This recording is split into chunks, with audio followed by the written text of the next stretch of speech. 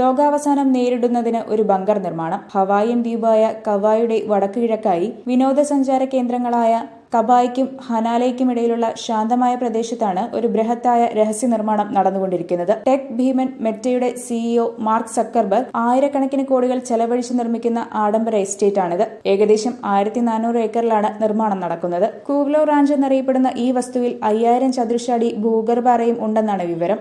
സ്വന്തമായി ഊർജ്ജവും ഭക്ഷണ സാധനങ്ങളും ഉൽപ്പാദിപ്പിക്കാൻ സാധിക്കും. $270 മില്യൺ ആകെ ചിലവ്. ഒരു പതിറ്റാണ്ടായി സക്കർബർഗും ഭാര്യ പ്രസില്ല ചാനും ലോകത്തിലെ ഏറ്റവും ചെലവേറിയ ഈ എസ്റ്റേറ്റിന്റെയും ബങ്കറിന്റെയും നിർമ്മാണ പ്രവർത്തനങ്ങൾ നടത്തിവരികയാണ്. വാർത്തകൾ പുറത്തുവന്നെങ്കിലും ബങ്കറിനെക്കുറിച്ചോ ദ്വീപിലെ നിർമ്മാണ പ്രവർത്തനങ്ങളെക്കുറിച്ചോ ഇതുവരെ സക്കർബർഗോ അദ്ദേഹവുമായി അടുത്ത വൃത്തങ്ങളോ പ്രതികരിച്ചിട്ടില്ല.